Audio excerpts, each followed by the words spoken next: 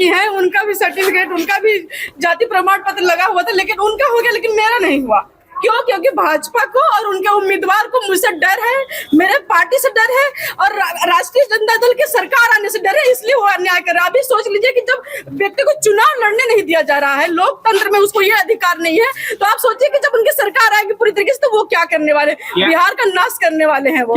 मैं यूपी की हूँ, मेरा जाति प्रमाण पत्र यूपी का नहीं होकर के मैं यहाँ की मूल निवासी नहीं हूँ, जबकि मैं 20 सालों से मैं यहाँ पे रह रही हूँ। नमस्कार, इस वक्त एक बड़ी खबर आ रही है कैमूर के मोहनिया से, जहां राजद प्रत्याशी का नामांकन रद्द कर दिया गया है।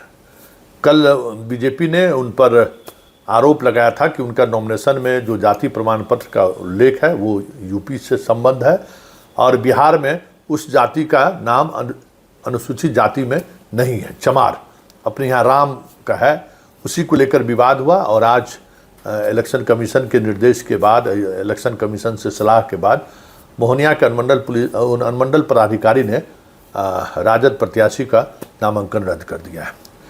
मतलब पूरे महागठबंधन में इससे पहले वर्तमान विधायक का जो सहनी की पार्टी से खड़े हुए थे, वहाँ उनका नामांकन रद्द होगा। मतलब 2 सीट तो वाक ओवर इसी मिल गया है।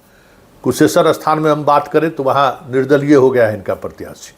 तो ये सीरियसनेस है चुनाव को लेकर। अब ऐसे में कह सकते हैं कि, और यह सवाल उठना लाजमी है कि बिहार विधानसभा चुनाव को लेकर आरजेडी कितना सीरियस है।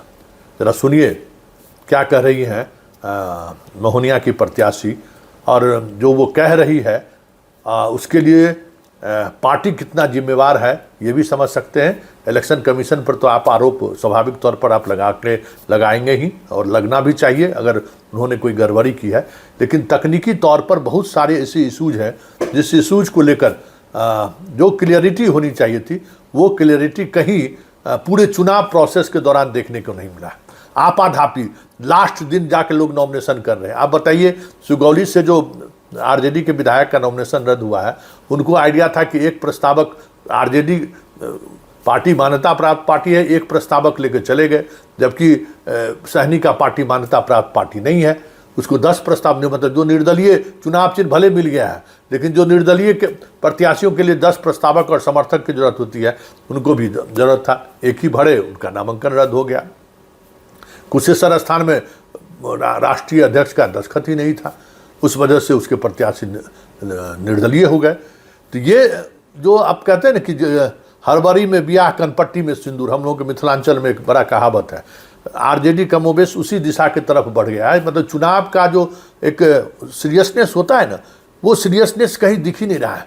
आपाधापी, मतलब उम्मीदवार आप समझिए कि सिंबल लेके भागे भागे जब तक पहुंचा तब तक कागज बनाते बनाते वकील को भी पढ़ने का वक्त नहीं मिल पा रहा था कि कितने समय में हम तैयार करें। तो इसका प्रतिफल सामने आया और हमें लगता है कि चुनाव से पहले ही, जैसे एलजेपी को 1 सीट का नुकसान हो चुका है, चुनाव से पहले ही बिहार में महागठबंधन को भी चुनाव से पहले ही 3 सीटों का नुकसान हो गया है। हालांकि इस तरीके की चीज़ें कभी हमने इससे पहले के चुनाव में नहीं देखा है, और इस तरीके का आपाधापी भी नहीं देखे हैं कि नॉमिनेशन करने के आखिरी वक्त में, आखिरी दिन में प्रत्याशी भागे भागे जा रहे हैं पूरी कागजी प्रक्रिया पूरी करने के लिए। तो आप सोच सकते हैं, और इसका परिणाम सामने है। चलते चलते जरा सुनिए क्या कह रही हैं राजद की प्रत्याशी जिनका नामांकन रद्द हुआ है।